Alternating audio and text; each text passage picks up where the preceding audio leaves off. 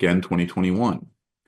A claim of harassment based on coerced religious participation or non-participation. So either way, I want you to start doing a religious thing or stop doing a religious thing. Only arises where it was intended to make the employee conform to or abandon a religious practice or belief.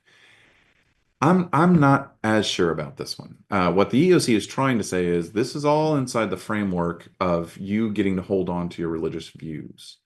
And so if I do all sorts of proselytizing, or if I do, which kind of by definition is trying to get you to adopt a practice, but if I do a lot of religious expression, you ask me to stop, but none of my religious expression is aimed at getting you to do anything. I'm just over here expressing my beliefs. I'm not asking you to change anything at all. I'm not asking you to agree with me. I'm not asking you to stop believing what you believe. I just would like to talk out loud about what I believe. At least if you take what they're saying here quite literally, that wouldn't form the basis of a harassment claim. I'm willing to bet that one doesn't quite survive, at least as written. Like, if you strip away the nuance of it and just read it plain and in isolation, I don't think that's going to hold. I think at some point, if you expressing your beliefs is just driving me crazy, and we cross the thresholds of it is offensive because it is not what I believe, and that we all agree that's not only were you subjectively offended, but it is reasonable for you to get tired of this person constantly expressing their beliefs when they know you disagree with them, that you've probably got the beginnings of a plausible harassment claim. But we won't know for sure until some courts actually wrestle with this. A couple other things. Mere subjective offense or disagreement with unpopular religious views or practices by coworkers is not enough to be harassment. So in that example I used a second ago, it really does have to be objectively offensive. Now you can take into account the situation and whether or not it would be a reasonable person in that situation would be offended.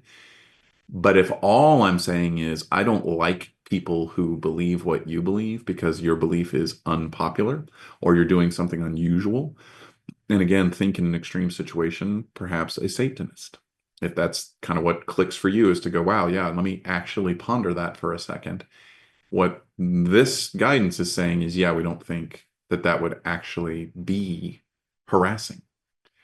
Whether, again, that holds, we don't know, but we do know the Supreme Court told employers, at least, they weren't really talking about harassment. They were talking about accommodation, that employee discontentment with a specific religious view does not constitute burden.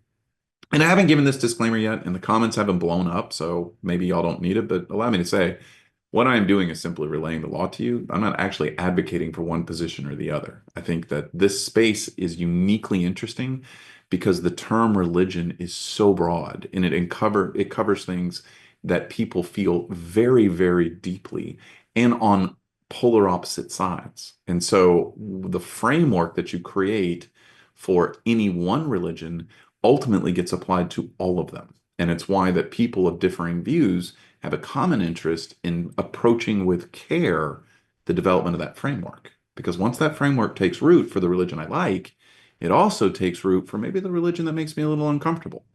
And it's going to be one system for the both of them. So keep that somewhere in the back of your minds as you're thinking through these issues.